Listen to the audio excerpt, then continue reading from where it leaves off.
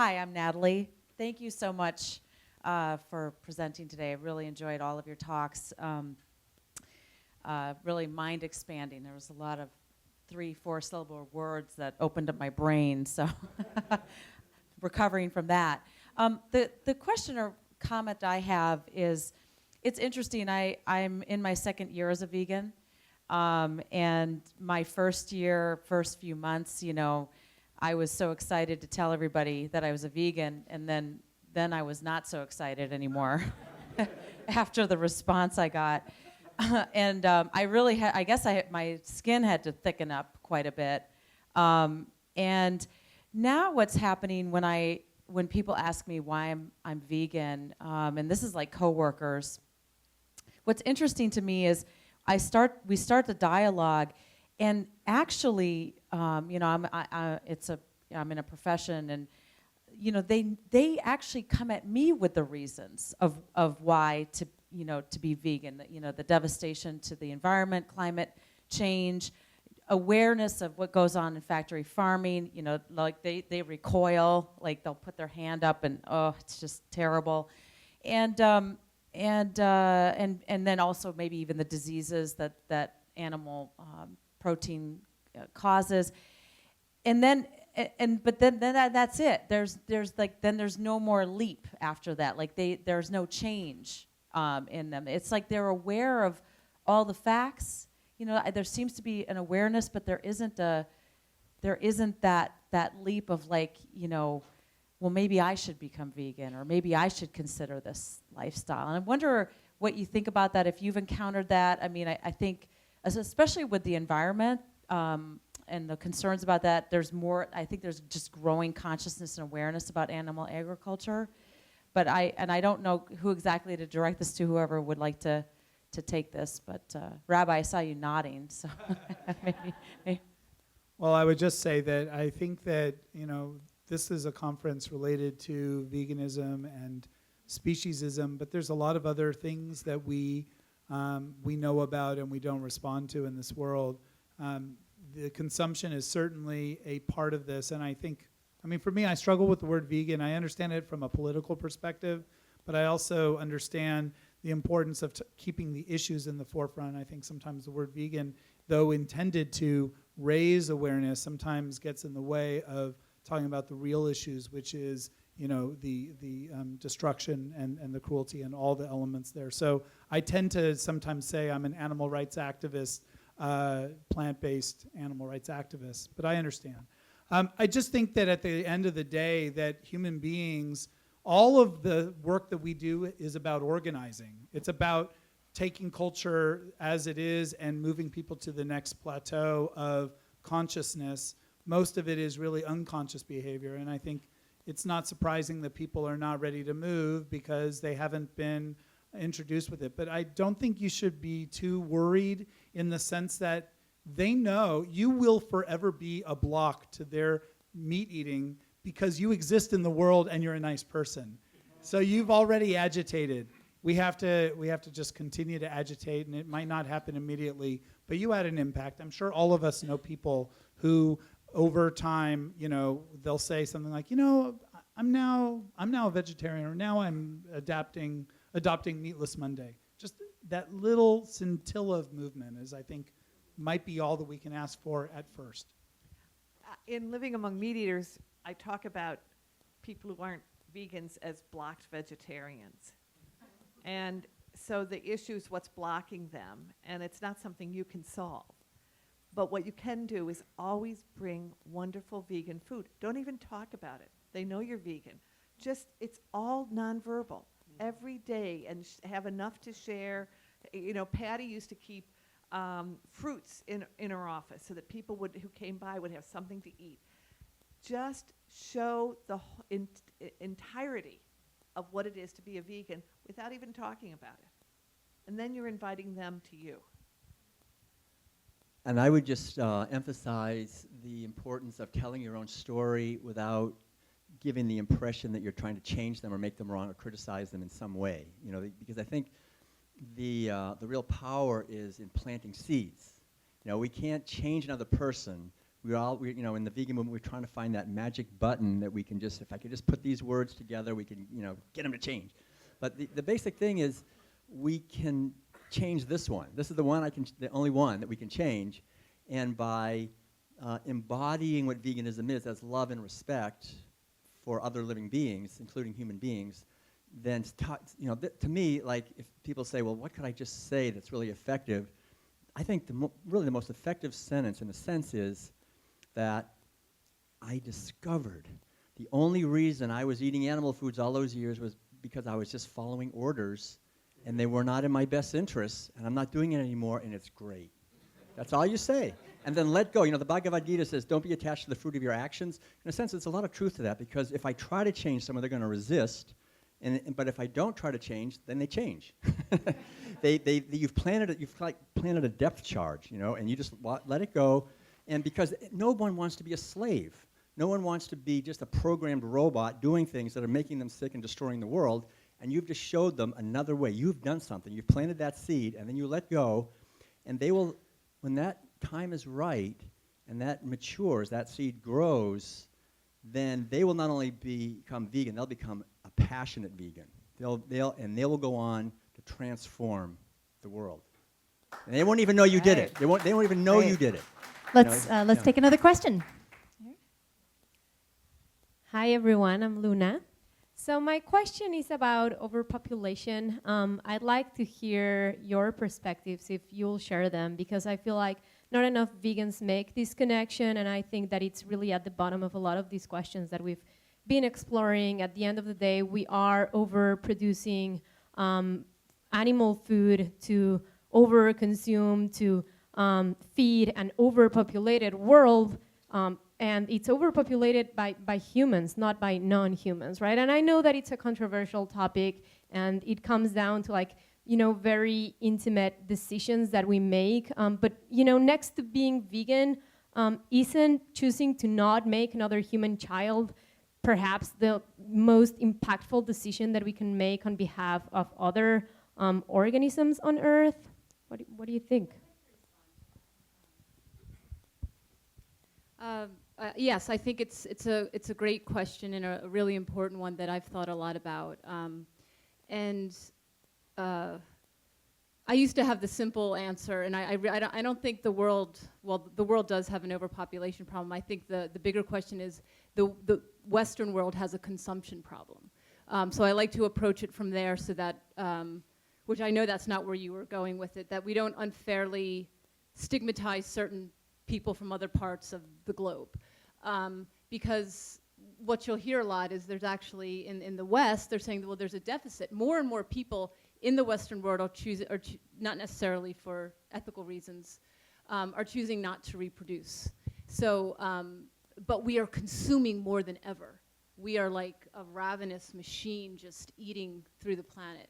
So I like to address population, but also look at it as a consumption problem.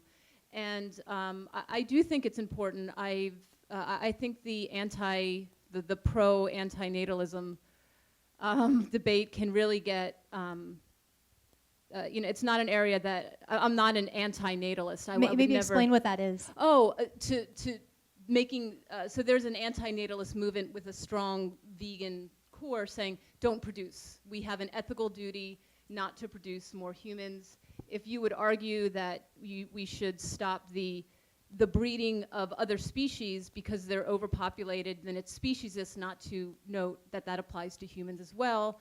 I get that argument. I would never want to take a stance telling somebody what to do with their bodies, though, so that's why I don't identify as an antinatalist. And as someone who doesn't have children, and I didn't have to give anything up, so it's not like, oh, I made this really tough decision and I chose not to have children. Another time, if I had been born in another time or place, I might have been forced to have children just because I'm a woman. I happen to never want a child, so, which doesn't mean I don't have compassion. I love my nieces, and I get that special, but I like them, like they're special. These kids are special. My brother and sister-in-law would not want to hear it, just like my dog is very special and unique to me. Yeah, so I think there is that is important to address, but I would approach it more from a consumption issue and just as much as possible approach with sensitivity this idea that there is some fundamental urge or evolutionary compulsion to reproduce, to try to take that away or to tell people you're bad or you're wrong for doing that puts me in an uncomfortable place. But others do it pretty vociferously. The Anyone other else want to thing- address what- overpopulation quickly? The Yeah. other thing is that studies have found that in developing countries, the most successful way of having smaller families is the status of the woman.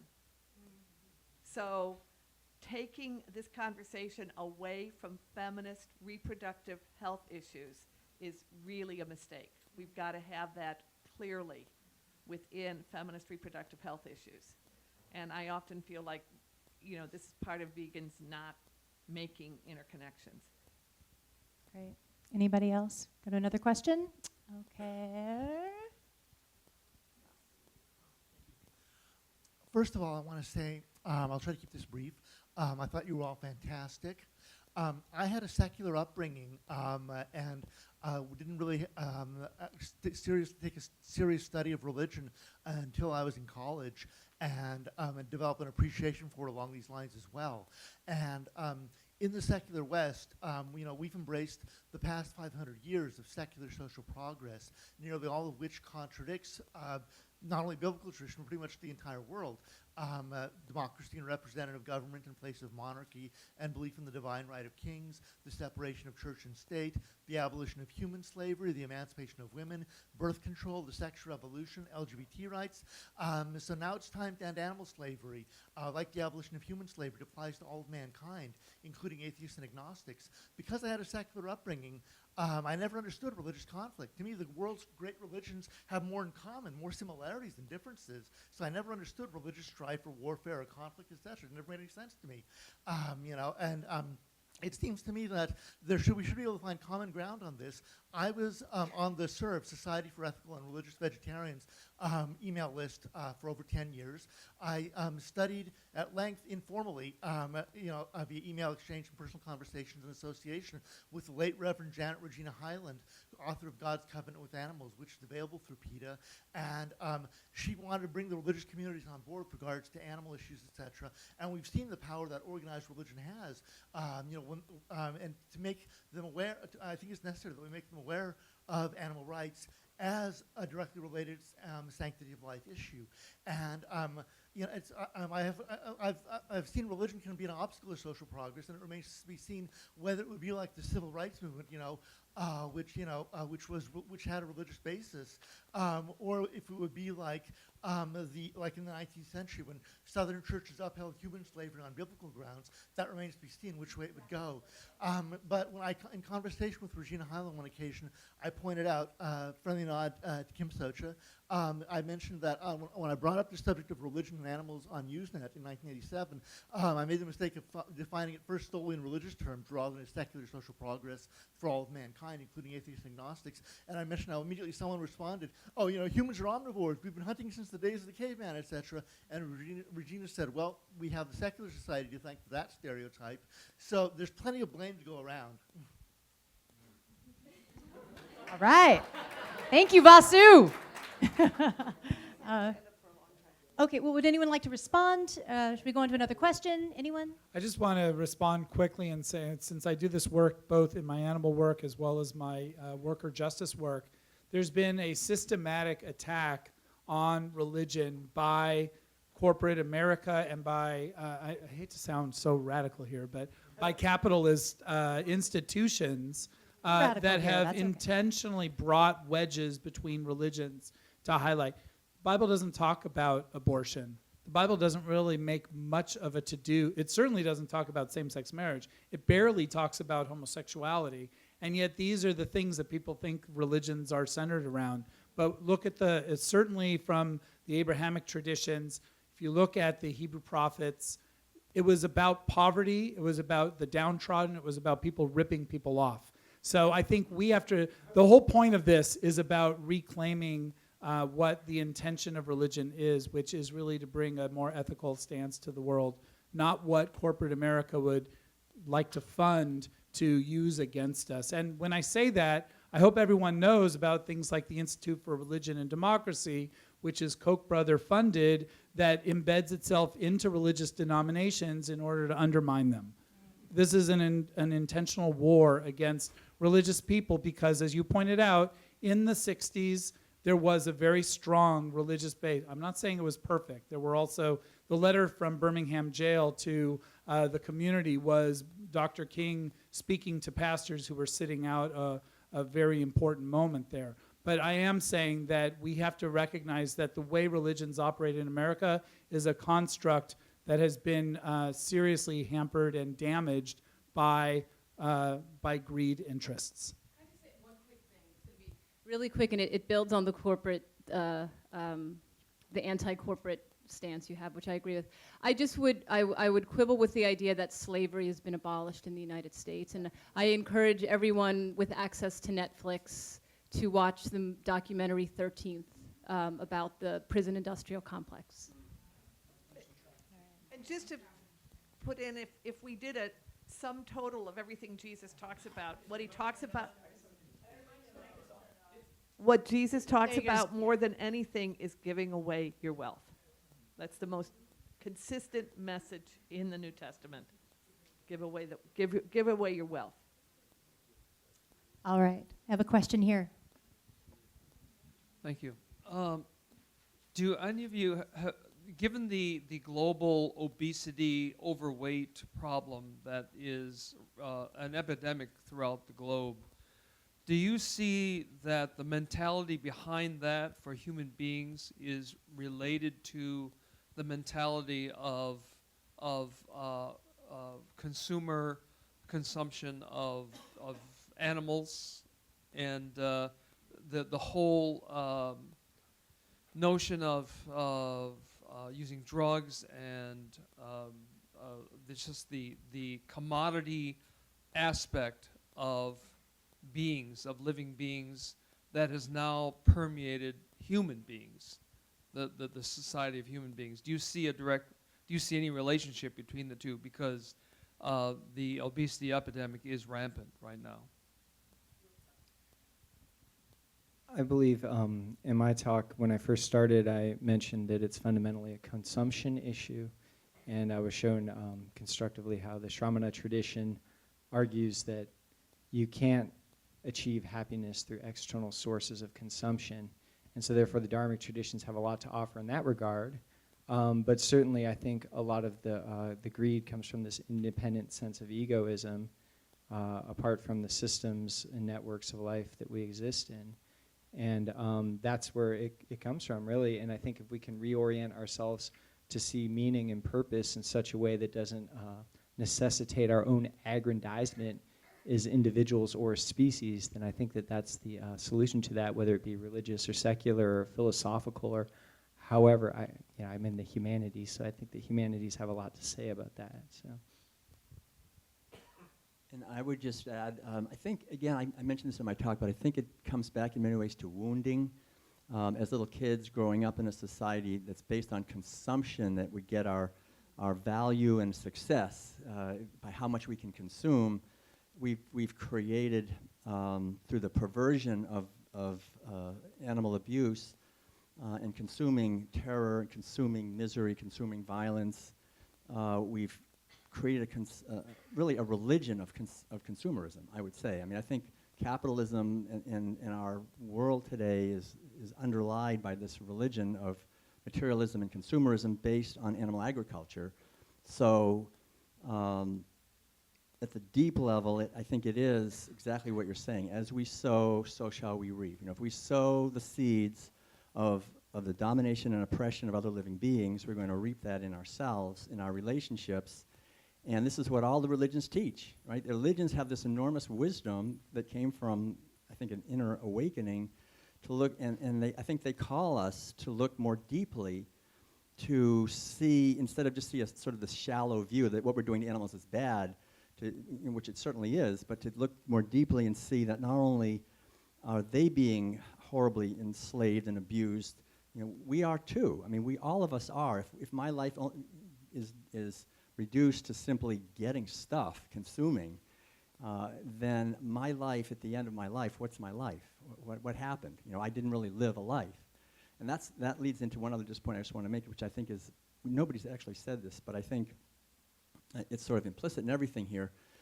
To what degree should the animal rights and vegan movement be actively working to promote veganism through churches and temples and synagogues and so forth? And I really just want to bring that up. Like, I think it's essential, because there has never been a social justice movement that was successful in some ways that didn't include religion, and we're not doing that well with that, I don't think. I mean, I think in some places, like in China where I was recently, and other places I've seen somewhat better, but I think, most people on this planet, I think out of 7 billion, I think probably around, was it about 5.5, say they identify with a religion, at least. So we can't avoid that. This is an issue that we need to bring to the religions. Wait, Lisa, let me just jump in here. We've got to be really careful about obesity. I am just very concerned. Vegans, we harp on obesity and we say you become a vegan, you're going to lose weight. Consumption does not equal fat. People can have different BMIs. The whole BMI emphasis, it turns out, is based on some questionable assumptions. And as vegans, I think we should be much more careful. I was just talking to somebody 2 days ago who overheard a vegan talking in a store saying, yeah, you could lose some weight, become a vegan. We have no right to look at people and talk about their body size. And we should, whatever the obesity epidemic that's labeled that way, we need to reframe it as vegans, and we have not done a good job on it, and we're not compassionate. And we've just got to be much more careful. And I'm just going to plug that in our book, Even Vegans Die, we talk about fat shaming, because we are keeping people out of this movement who should be in this movement. So we've got to just reframe this. Sorry, Lisa. Okay, Lisa. Thank you. You're right on with that.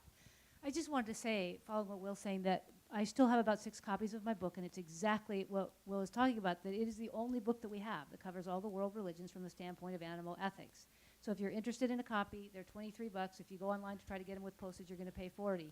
So if you're interested in this subject, don't let me get out of here without the book if you want one. It is something we need to be informed on. We cannot do advocacy without understanding how to reach people in religious traditions. And it's not something that we're covering very well. So please read it, please get informed, and let's use that to try to help the world for animals.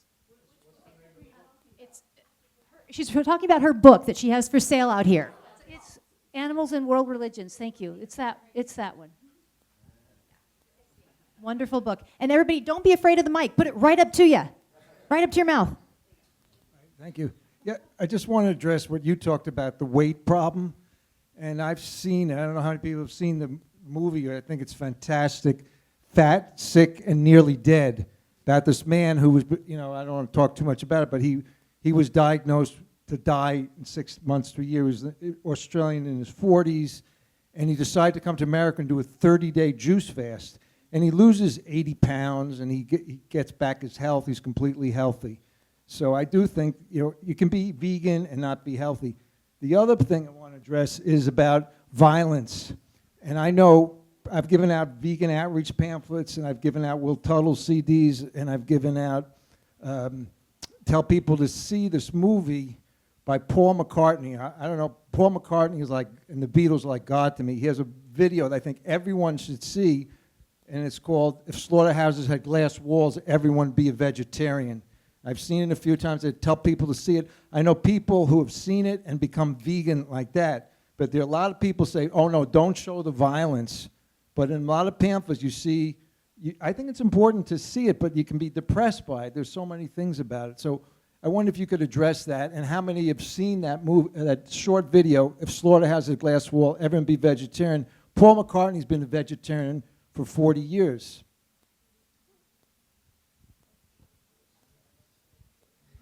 mean, I think it's just a big, important question of how much violence we should show. Graphic images. In graphic images, and I mean, I have to say, it helped me to not only go vegan, but also to stay motivated.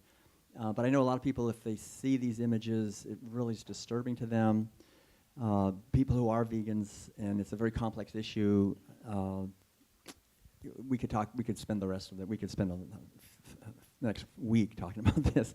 But I think, you know, it's just important somehow, I think, for people to understand the actual hideous violence. I mean, Madeline and I, we've gone to, you know, I've gone to slaughterhouses and factory farm stockyards and seen it and smelled it, and it just changes you forever. Once you actually see this, that gives enormous motive. I feel like I have a motivation that's like a giant ocean from that. You know, I mean, this is something to stop.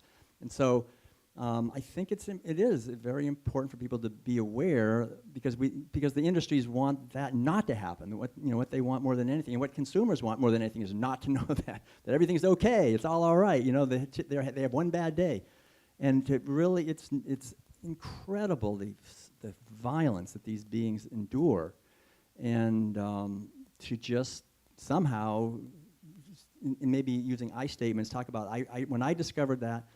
And now the good thing is it's available. People are willing. You can go online and actually watch. And a lot of people, when I talk to people, I hear more than anything besides the World Peace Diet, it's earthlings. Gets people to go vegan, you know, because once you see it, it's like, all right, that's it. I'm not going to participate anymore, but it's painful. I understand. Okay, we'll take another question. I mean, I would just say to the graphic imagery thing, you know, we can talk and talk and talk all we want, and all the words in the world aren't as powerful as seeing it, really seeing it. The images, the pictures, the video, I think that, you know, they're such critical, you know. Hope does what they call pay-per-view, where she goes to campuses and pays people $1 to watch a video. And in my opinion, that's the best way to do it, because it gives people a choice whether they want to see it or not. Yeah, and if they exactly. make so they that make the choice to see it. If they make that choice, they're more likely to be moved by it. And yeah, if you don't prepare them for it, then they'll just resist. So it's much better to give them the choice and the option. And under those circumstances, it tends to be very, very transformative. Yeah.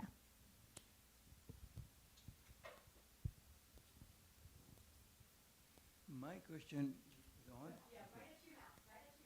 My question is about Buddhism. Buddhism was born in India. And I come from that part where Buddha was born, 40 miles just from him. But there are not many Buddhists there in India. Most of the Buddhists went away and they moved to Far East. So India is mainly Hindu, very small Buddhist. And the Buddhists who went to Far East, they are the most notorious in terms of animal abuse. They eat dogs and cats and all that they eat. So how can we explain? I mean, I'm confused. The area that was primarily Buddhist, they are the most abusive to animals. I'm just puzzled about it. What is going on?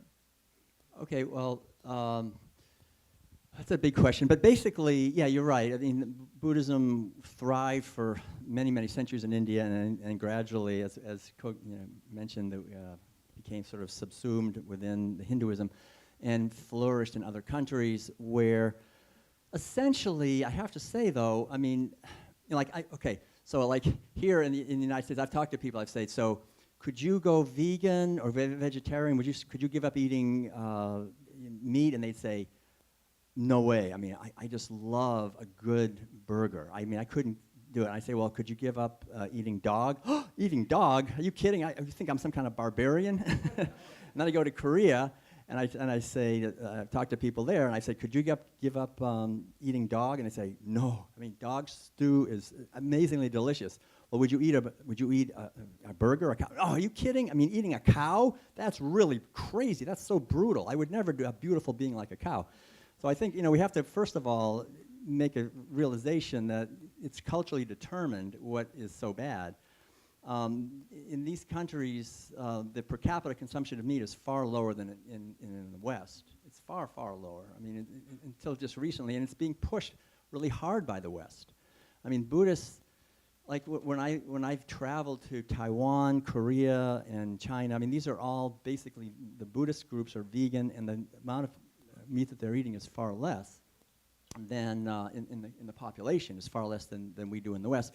The problem is the West has hit the rest of the world hard. I mean, the West, with our corporations, with our financial institutions, with our military, with our Hollywood movies, with everything, we have hit the rest of the world so hard with meat and more meat and dairy. You know, Japan never had any dairy at all. I mean, Japan actually was for about, according to quite a few researchers, for about 150 years was basically a vegan country. I mean, because the emperor, they only had fish, and then the emperor said, all right, no more fish because we're a Buddhist country, and so they already weren't eating meat, and so they didn't eat fish, so they never did dairy until the Portuguese came and opened it up. So I think a lot of this is westernization of Asia, and bringing in, like after World War II, bringing in this huge dairy industry and promoting these foods on a massive scale. And it's happened in India, as you know, enormously too. I'd like to answer that too, if you don't mind. It's important to note that there's multiple different types of Buddhisms, right? It's very hard to refer to Buddhism as one religion. I mean, that may be true for a lot of traditions, but particularly true for Buddhism. And if I were to just grossly generalize, I would throw 4 types of Buddhism out really quickly. One would be the Pali Canon Buddhism before the Common Era in India. The next would be the late classical, early medieval Buddhism, just before it leaves, Mahayana philosophy. And then there would be the Southeast Asian Buddhism that then becomes part of an extension of the early Pali Buddhism. And then there's East Asian Mahayana Buddhism, which is China, Korea, and Japan. So first of all, we want a nuance before all of that. And I would say that of those, the most vegan are the East Asian Buddhists. And that's because it's encoded within the seminal text of East Asian Buddhism. It's absolutely unequivocal in the Mahayana Mahaparinirvana Sutra, which is seminal for most forms of East Asian Buddhism, particularly because it posits Tathagata Garbha, the Buddha nature. And at that point, you have the same spirit essence, if I may, in all beings, which actually completely undoes the realization of the Mahayana Buddhism in the late classical, early medieval period in India, which does a lot of work to dispel the Atman, to fight against Ishwarta. You know, when we see the Shantarakshita, Dharmakirti, you know, all of those types of Buddhaghosa, you know, actually Buddhaghosa's earlier. Sorry. I have to remind him, seriously. I do that a lot. But they're very, very adamant against the Atman, against the soul, against God. The idea of Ishwarta as God, right? It's a very, we need to nuance with Buddhism is that there's multiple terms that get translated into God. We have Deva, we have Bhagavan, and we have Ishwarta. All of these have different, so for example, when Dr. Tuttle told the story about what are you a human, are you a God, the word there was Devata. Buddha rejects that he's Devata, but he doesn't reject that he's Bhagavan, right? Actually, every sutra in the Pali Canon calls him Bhagavan, which is exactly the same name that I call my God, Lord Sri Krishna. So it's very, very tricky to say that, like, be careful not to say it's an atheist tradition. Anyway, East Asian Buddhism unequivocally becomes Buddhism until the Meiji Restoration in 1858, when the Meiji government starts coming to power. This is the beginning of Japanese militarism. They were nationalists, and in the effort to suppress Buddhism, which was seen as a foreign import, they forced all of the monks to get married, drink alcohol, and eat meat. So actually, the Japanese Buddhists were vegetarian, predominantly vegan, as the norm up until the Meiji Restoration. There's some exceptions in Shin Buddhism and some other places, and it was actually an effort to destroy Buddhism that got the Japanese Buddhists to start eating meat again. And that's a very, very important thing to know.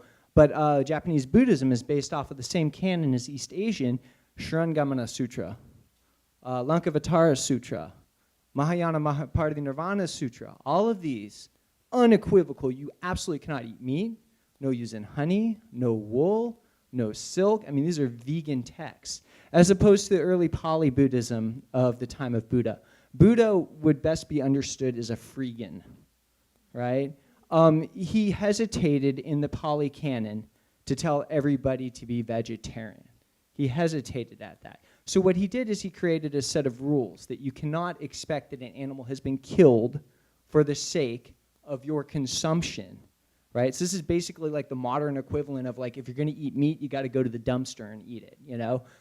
Which, you know, actually we've known Earth Firsters who are like, you know, they're hardcore vegans. They would never buy Never an animal buy. product, but they'll. But, you know, if you're eat in from the dumpster. Wyoming, Yeah. you know, they jump in the dumpster and get a giant block of cheese. But other than that, they're vegan, you know. So that's a little bit more in line with the spirit of Buddhism at that time, because as wandering ascetics, they begged, and it was considered the early monks and nuns were dharmakshitra, right? This means that they're a field of merit.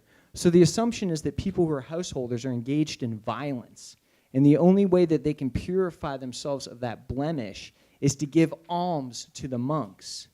And therefore, the monk has a karmic duty to accept that alm to purify the householder of that karmic blemish. So in that case, to reject food is considered, you know, allowing these poor householders, okay, I can stop here, but that's basically the idea. So you got like extreme veganism in East Asia, you got freegans in early India, and then limited meat consumption in Southeast Asia, as Dr. Tuttle was pointing out. Okay, great. Another question. How about Dalila?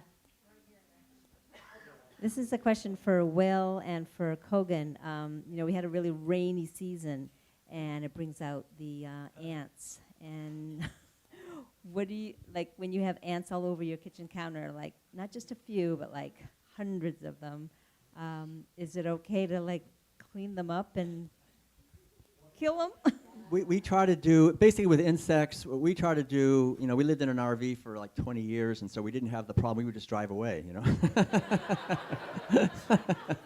But having a house, and I understand, you know, sometimes, you know, animals or insects seem to, you know, think that, you know, anyway, so there's an old saying, I think, you know, as soon as you see a being as a pest, it's a small step from seeing an animal as a pest to another human being as a pest, and so we have to really get over that mentality and see them as beings worthy of our respect. And we try to use methods that discourage them from coming in. You know, so we'll use like cinnamon, clove, cayenne, trail. You know, so they won't cross that. We've bought these electronic devices you can plug in that make a sound we can't hear that they don't like. And we put them in, and we have containers around the house that we can put flies and spiders and ants into, and then we can, you know, relocate them. So we do a lot of relocating, and we do a lot of we talk to them. We try to discourage them from coming. We just try to do whatever we can to actually commit violence to them as best we can. You know, that's essentially, I think it's important to make an effort to do that. You know, and never say. Never call an insect an it. It's a he or a she. Don't use the word it for any animal. Never. It's a she or a he or yeah, maybe they, but I don't. I like he or she because they're beings. They're aware. A little ant sees you coming. She runs. She's totally aware. She's very aware, and I think we have to honor. You know, do the best we can to honor it. You know, as best we can.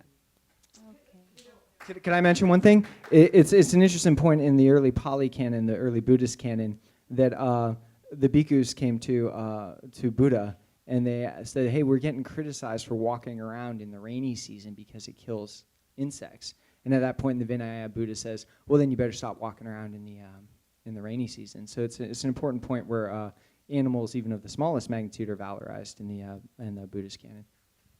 So you can take cinnamon, not powdered cinnamon, but cinnamon sticks.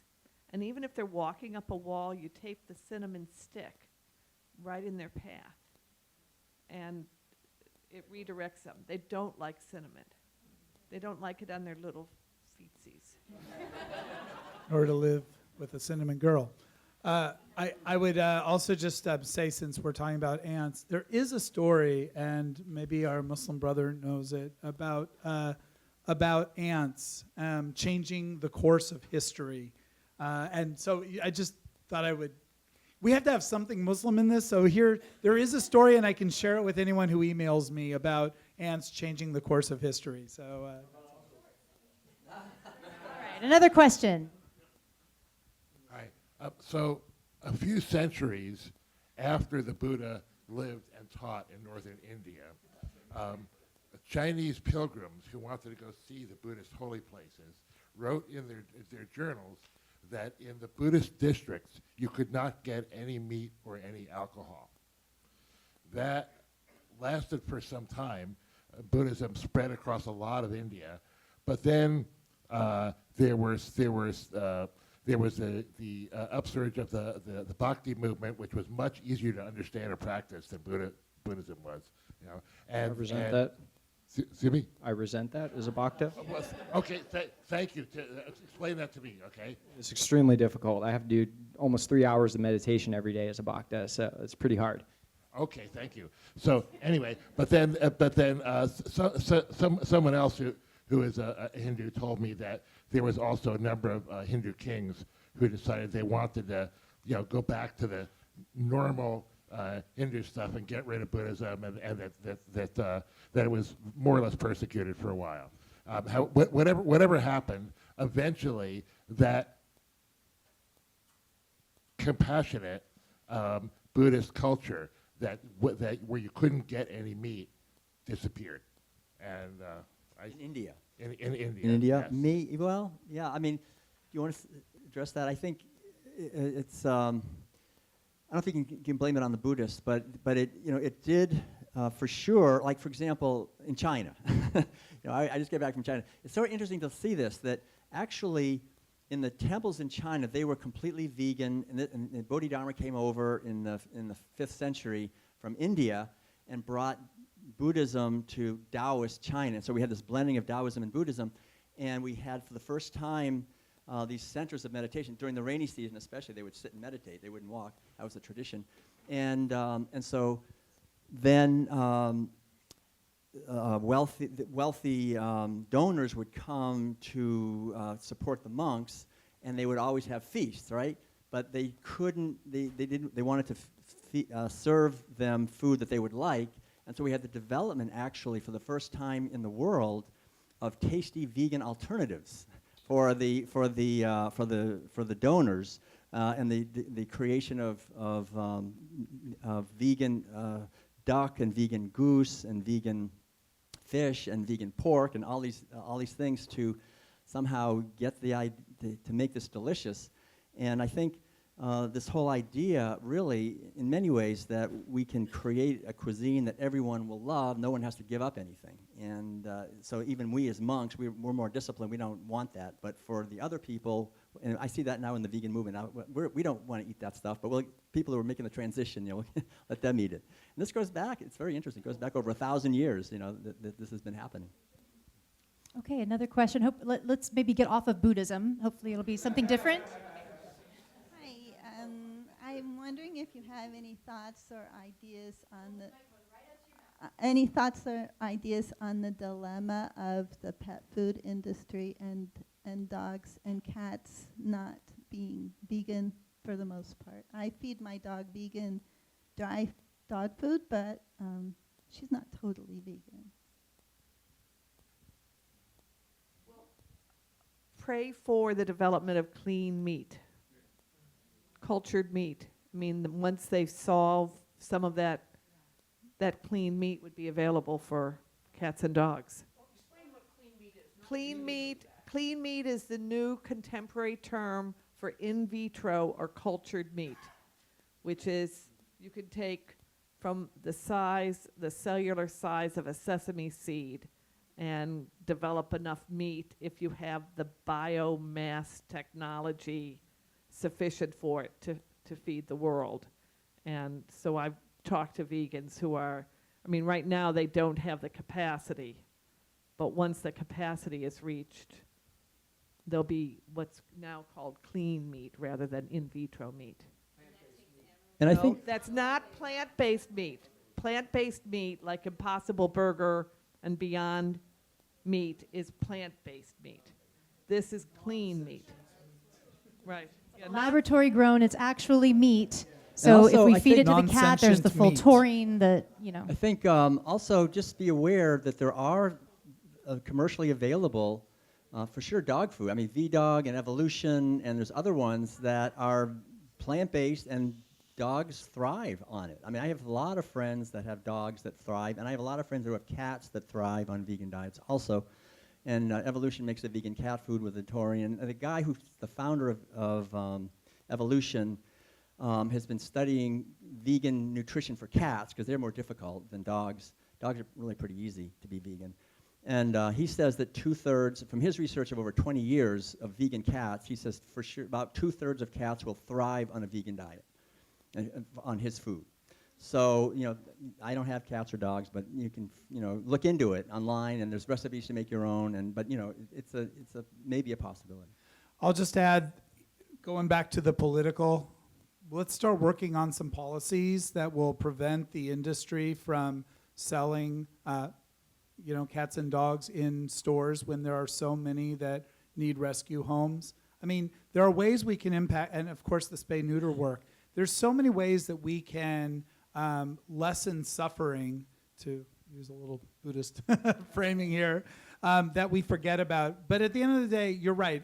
We live in this imperfect world, and you know, there's a cat that's adopted us, and we feed it, right? And it's a weird guilt kind of a thing. I haven't figured out how to do it. But on the other hand, this cat is coming to us and wants to eat, and there's only so many field mice in our backyard that it can nosh on. Okay. So we have another question back here. So I would like to explore the topic of connecting with omnivores outside of the realm of food. I have noticed that ever since I went vegan, which was a while ago, I have maintained my friendship with people who were not vegan while I was growing up, and you know, in all other realms of my life. And now I mostly encounter omnivores through work, which is unavoidable basically. And these people are awesome. They are extremely important to me in my life, and I am very, very, very close to them. But at the same time, I realize that there is a very big part of me that they will never get. And that part is so big, that's perhaps the biggest part of me. And besides that, every time we meet, we hang out, the issue of eating with them is always a chore in my mind that I have to get through. I look forward to seeing them. I make plans with them. But when it comes to eating food, it's just something that I have to get through as I see, you know, all that meat and all that disgusting things on their plate. And that is also the biggest issue that comes in between us in sort of connecting on a deeper level. So I was wondering if this is a mind block that I have, that I'm the only one to have, or is there something, you know, we vegans can do about to connect with the world in a more authentic and wholesome and, you know, heartful way? Thanks.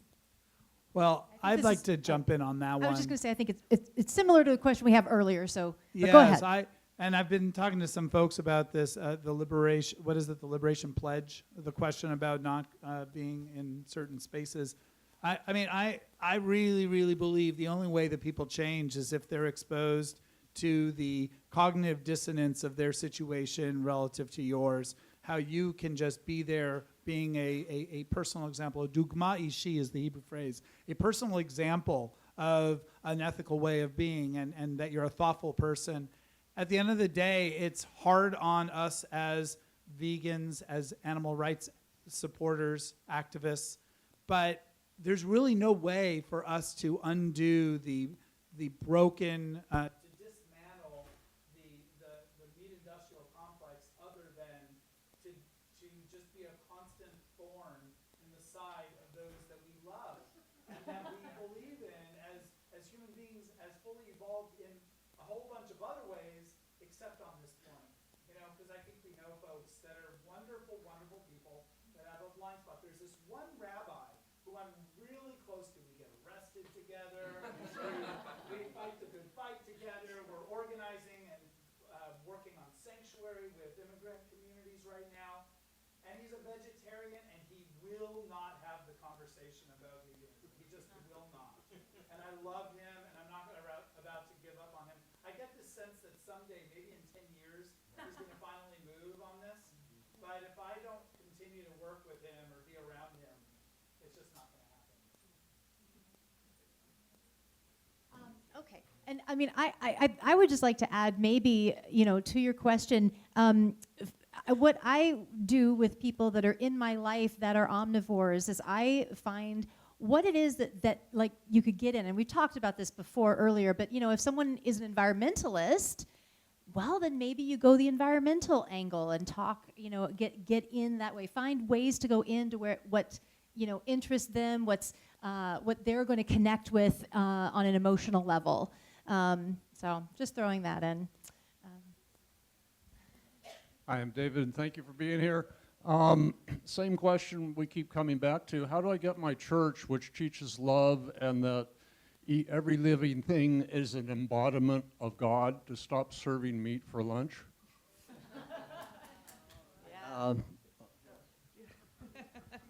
So I've got an article coming out in the Society for the Study of Christian Ethics. It should be out any day. It's in their spring issue, and I'll be posting it, or it might already be on my website.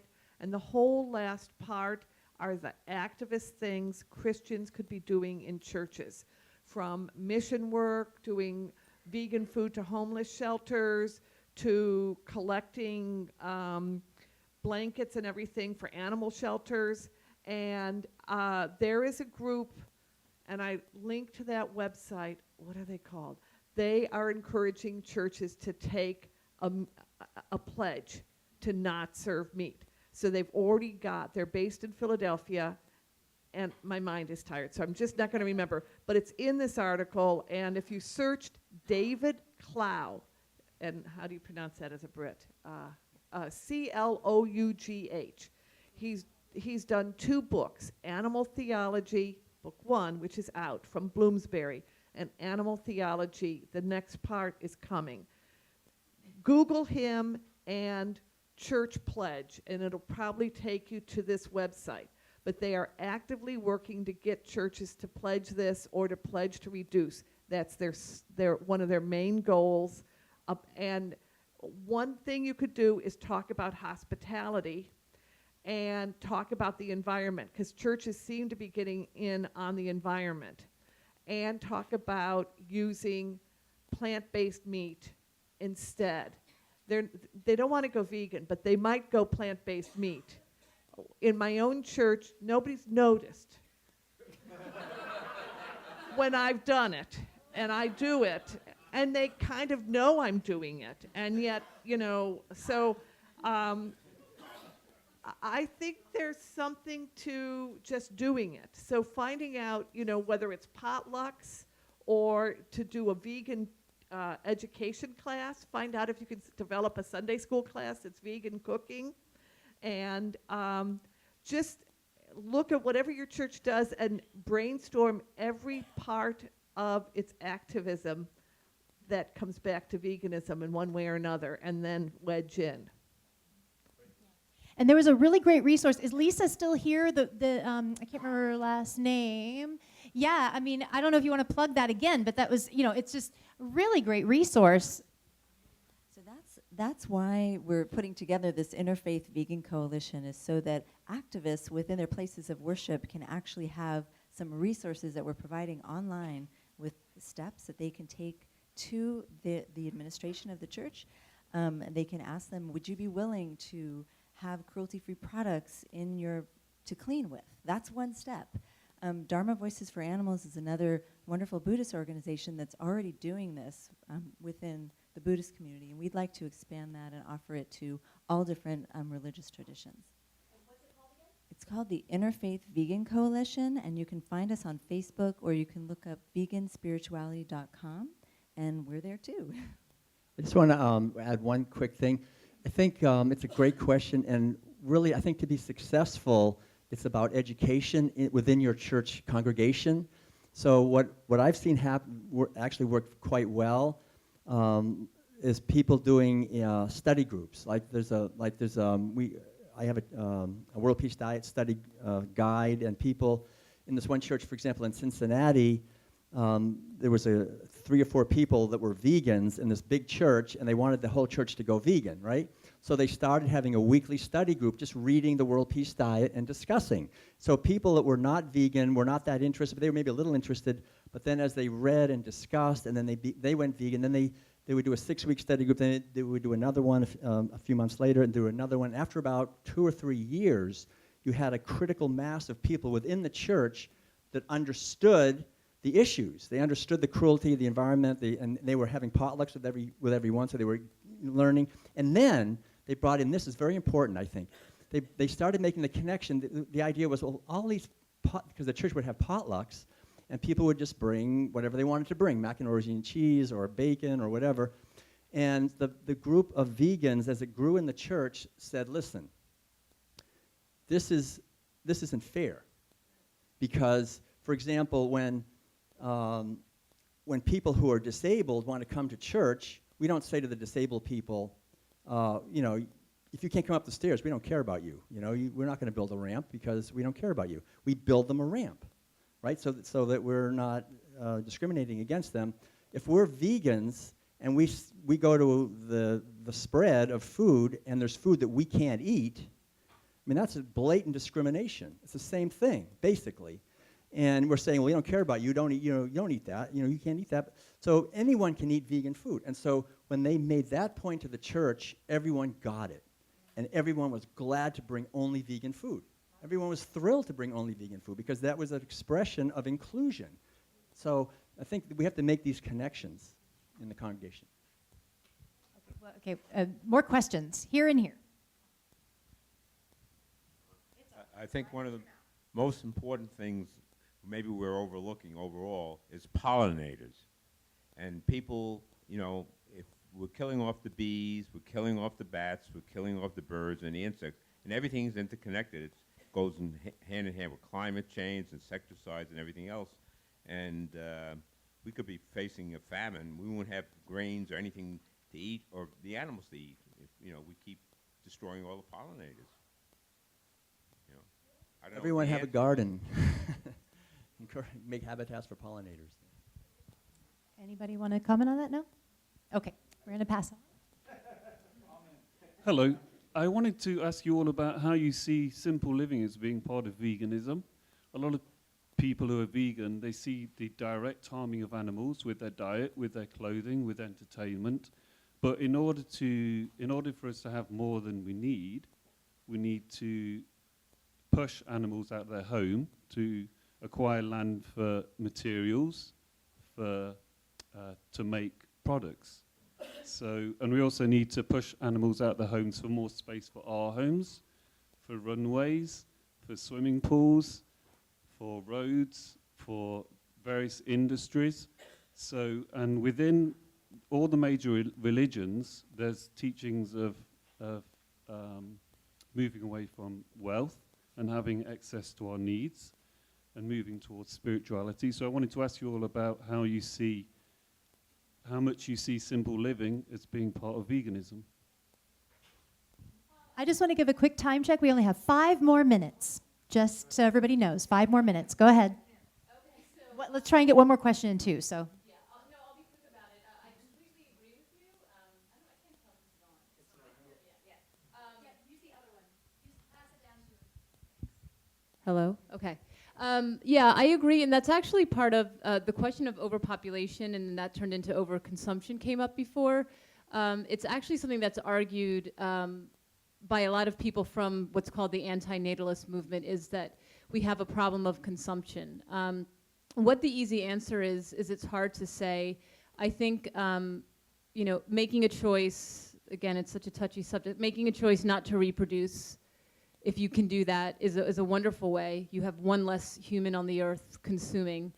And then, I mean, there are small things you could do. The greatest example I could give is go to thrift stores for, you know, stop as much as you can within the realm of practicality your cycle of consumption. And that is to just keep reusing as much as possible. And also not to, I see, you know, there's this, not here, but usually people who aren't vegan, misconception of vegans as self-aggrandizing, just look at themselves in the mirror and say, aren't I just the most wonderful person on the planet? And you should, because we all are great.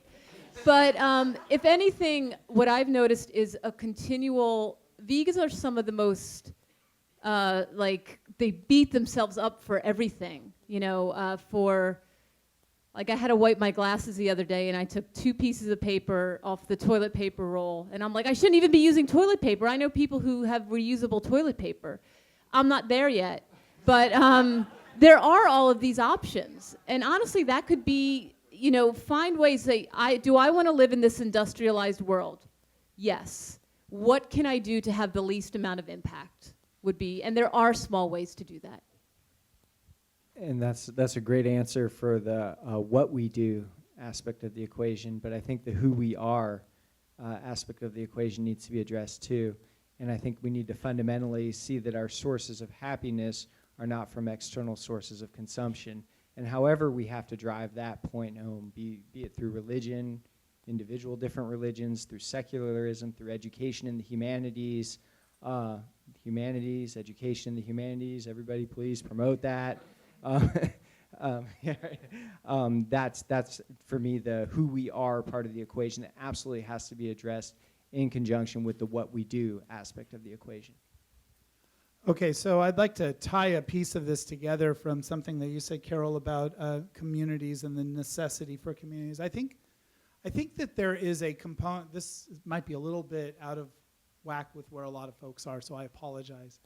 There is a lot of talk in our conversations as vegans, as animal rights people, around individual choices and our identity that is in relationship with the material and in our relationship with consumerism. There is far too little talk about how to change culture in a sweeping way. And the reason that I do this work as a religious person is because I see the way religious communities are justice-based in essence, and that, and if you look at the 2 ways to get things to be more just, one is a rights-based approach and the other is a communitarian approach. We are approaching this far too much as individuals and not enough about creating community and what's in the best interest for the larger society. We're afraid of that because it's contrary to our American view of don't tread on me, rugged individualism, all of these values that are so troubling if we're actually trying to make society a better place. I want to challenge all of us to move beyond the rights-based approach, which I think is tied to the question of individual choice and sort of the rather, I'm sorry, but limited way of looking at the work in front of us, and acknowledge how many billions of animals are waiting for us to do a better job with policies in our society. And so we have to talk about the political. We have to talk about regulation and standards. And yes, we are going to have to talk about partisan politics too. So I don't mean to jump on you, but it sort of just reminds me about how much I'm, and then maybe this comes from the fact that I do activism, and I'm not approaching it perhaps the same way as a lot of folks here are. For me, it's about how do we build movement, bring movement into good policy. How about some other political campaign for some animal-related thing, whether it be, removal of the bull hook or a statewide fur ban, something that forces the conversation in the State House to the concerns of animals so that we can then go to the next fight and systematically make things better for non-humans.